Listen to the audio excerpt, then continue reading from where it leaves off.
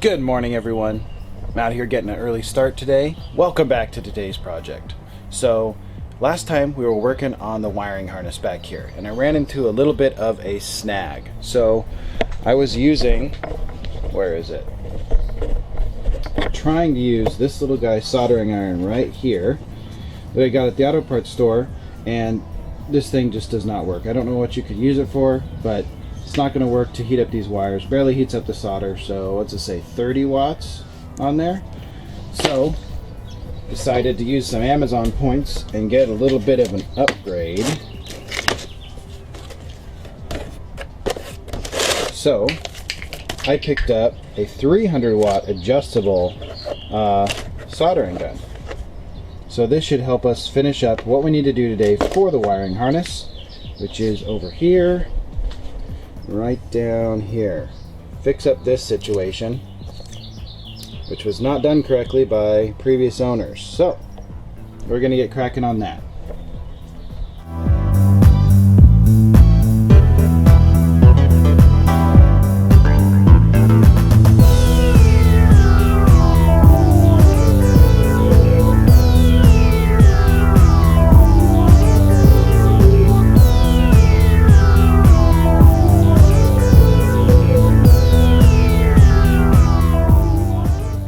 Successfully got this the ruined wires soldered up and repaired, which is great, and that pretty much finishes up the work for the wiring harness.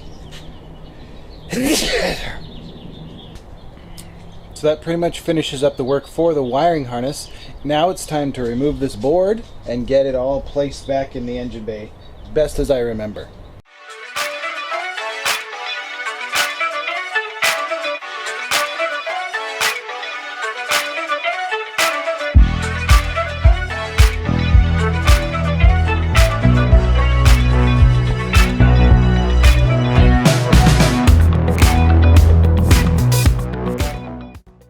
Okay, so I thought I was done going through the wiring harness. I just got into a piece that was kind of covered up down underneath the blankets and so on. Check this out. This connector right here, which I believe is for the main relay, it's been all completely spliced in. I just undid one of the electrical tape connections and it's just twisted together again. So more soldering and cleaning up of this section, and then we'll get started in reinstalling the harness.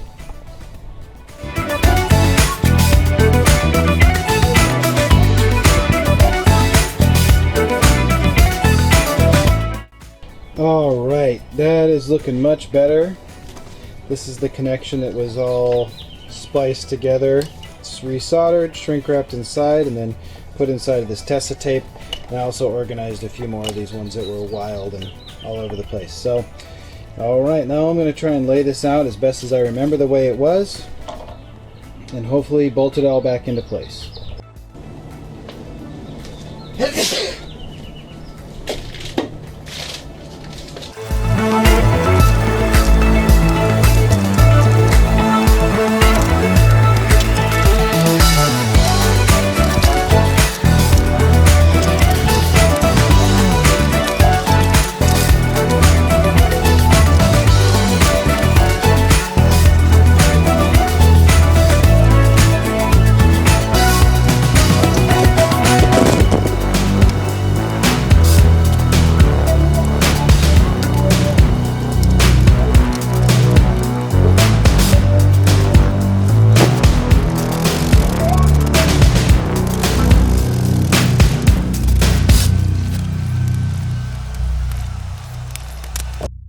Alright, so I started to install the wiring harness.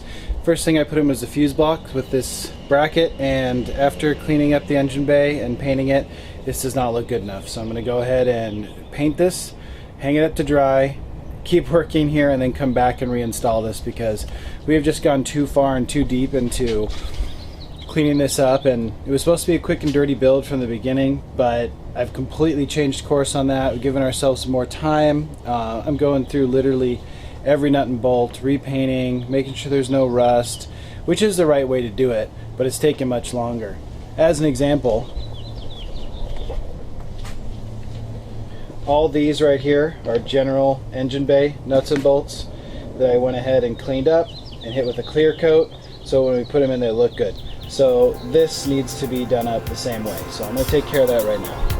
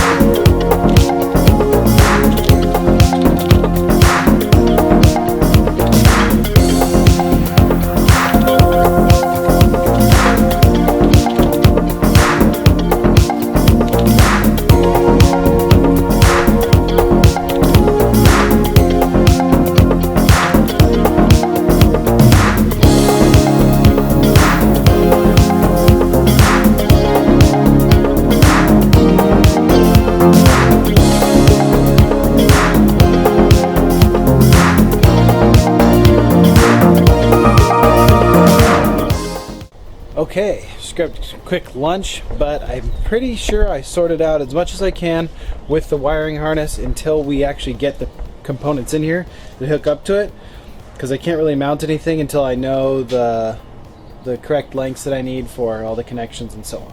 So anyway, it's looking pretty good.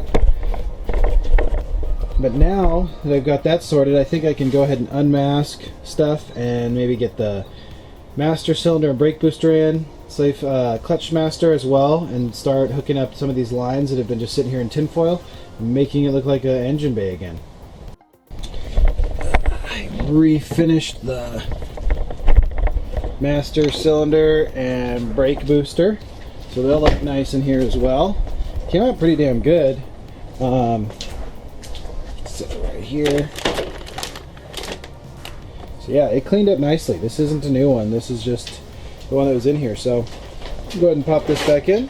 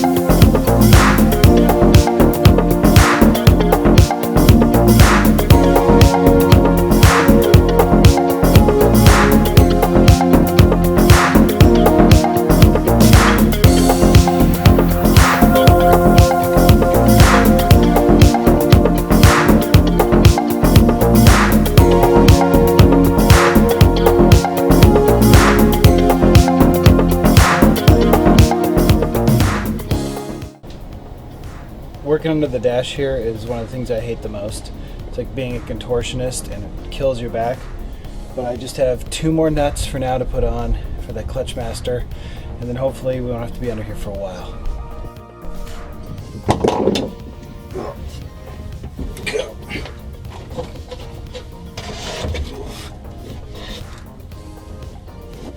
Go. Yep.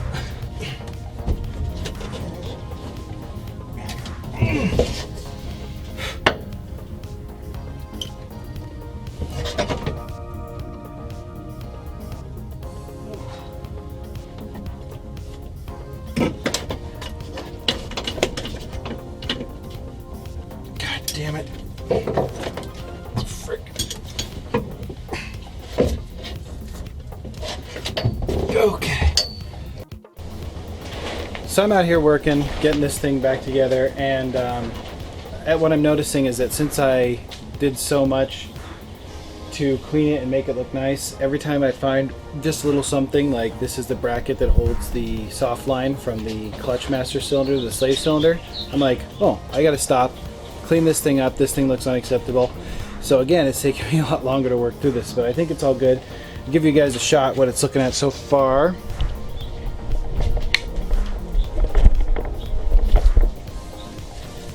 So as you can see, I've got almost all the masking off, so it's starting to look like an engine bay again. Got pretty much everything in this corner all set up, hooked back up. wiring harness starting to get run. So the idea here is that we are prepping the bay to install the engine, because we just have 2 more fittings to put on for the turbo kit. Then we're going to be able to throw this in as soon as my motor mounts come. I contacted the company today to see if there was a tracking confirmation number, anything, and I haven't heard back just yet, but I'm sure that they should be here soon because I ordered them about 10 days ago. So I hope within the next couple days we can get this ready to rock. So I'm just going to keep tooling around in here, keep you guys informed of anything exciting that comes up. It's not the most exciting video today, but appreciate you guys watching, and I'll be right back. So I actually just discovered a couple other things that I want to address. First of all, come have a seat with me in the engine bay. Hopefully I won't be able to do this for much longer, but this is part of the wiring harness that I resecured. This right here is actually one of the main battery grounds, and although the connection here is nice and cleaned up, there is paint inside of there, and I read that if you remove this, you might as well throw it away and get a new one and coat the whole thing with dielectric grease, because this goes into the wheel well. On the other side of this is the strut tower, and dirt and grease and road grime will get in there and really deteriorate that connection. So I'm going to get a new bolt for that, or possibly just clean this one up even better with the wire wheel. Get in there, get some dielectric grease, and just that. Second thing, this is the throttle cable, and as you can see, this doesn't really match what I'm trying to do here. So I need to clean this, which is difficult to do because I don't want to have to remove this whole assembly. So I'm going to touch it up in the engine bay and make sure I don't get any overspray when I clean it. But here's the cable itself, and it looks somewhat decent. Dirty, then oh my gosh. All the sheathing around it is cracked and it's rusted. Now, luckily, I just tested it, and the cable itself inside of this sheathing still moves just fine. However, I don't know if it would stay like that forever unless I do something about this. So I'm going to, I think my plan is hit it all with rust reformer, and then wrap this in Tessa tape just like I did the wiring harness to make sure it looks nice and presentable. I'm also going to clean up this mounting bracket as well so that it looks decent. So with all these little tedious things that came up today, that's taken up most of the day, which is fine with me, but I'm going to go ahead and cut the video for today. Going to get some of those supplies, going to get some work done on this, and then pick it back up tomorrow when we're closer to a more assembled product. So also in today's video, we're going to be working on something that we've been putting off for a little while because we've been trying to wrap our heads around how to tackle it. And that is the giant hole in the floor of the RX7. We got to fix that. So I'm sitting here just buttoning up some more random stuff in the engine bay. Jeff got under the car to look at one of our big problems we need to work on that he's going to fix with his welding. And he says to me, what did you say? This piece that's underneath the car here, it literally looks like the car ran over a ladder and it hit the bottom right here and just crippled all the metal up all the way against the actual rail of the car. What the hell? A ladder? Something, like it ran over something and just pushed all the metal. It's all crumpled up. It's definitely not an impact from like a side, getting hit from the side and tearing the metal. See if you can show it.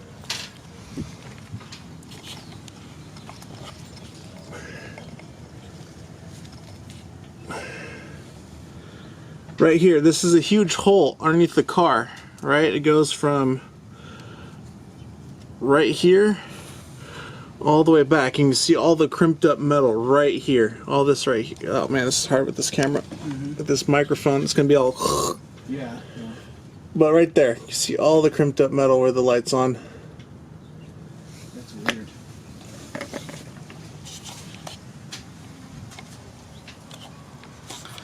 So I don't know what that means. I don't know what that means for us in the repair, but you gotta cut it out. we have to cut all that out. That'll be a huge pain. But I'll show you from the inside what it looks like. There's a blanket over it. Yeah, there's a blanket. It's hiding the problem.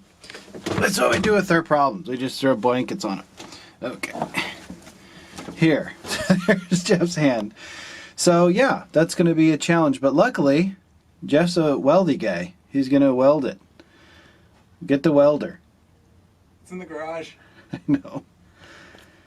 So for this bad boy right here, we need to figure out a plan of attack. How we're going to cut this and be able to re-weld it. So we're going to work on that right now.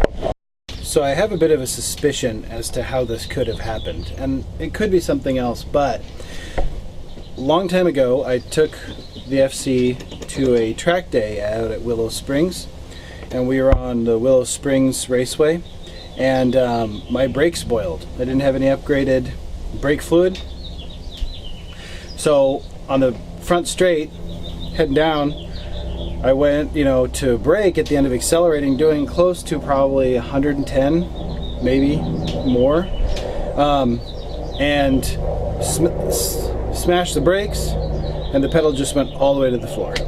And I went off the front straight. I white-knuckled the wheel so bad, when my wheel started turning, hitting the rocks, I dislocated my shoulder, because the wheel whipped around and my hand just went right with it. And that makes a lot of sense for something hitting the car from underneath. But I got incredibly lucky. Not only that I didn't hurt myself, and I was able to race more that day, but that this really hit nothing important. I mean, imagine if whatever caused this impact hit like suspension components, something in the drive line, but nope, just came right up in here, crumpled all this metal back, and now we should be able to fix it. And there's some things already going straight. I was able to hammer this back down, a little bit of a crack, but yeah. So a little bit more work on this with some prying and so on to get it somewhat squared out so we can cut a piece of metal and then weld it in there. I don't know if we'll be able to finish that today, but definitely get started on it. The good old Dremel 4000.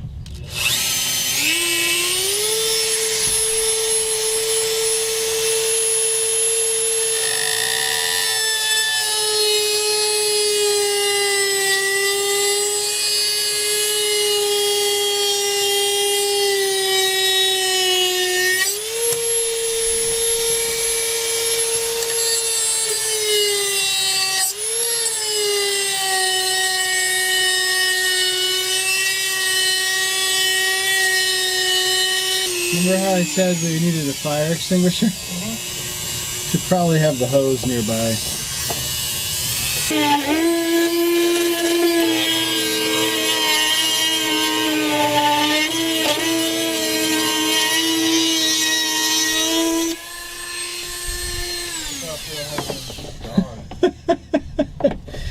It's gone. And I think that's all I have for cutoff. Oh no, I got one more. But no, that's a grinder. Well, damn it. But that's okay, because I got most of what we needed. Observe. Yeah, there we go. There we go. Yep. So we'll need to pick up more cutoff wheels to get this cut out, but it's a good start. We have a good plan in mind on what to do. Yep, we need to pick up a new welder, or welding supplies anyway. Yep, got that separated. Good. Okay. Alright, so that should help us be able to get that process started and finished.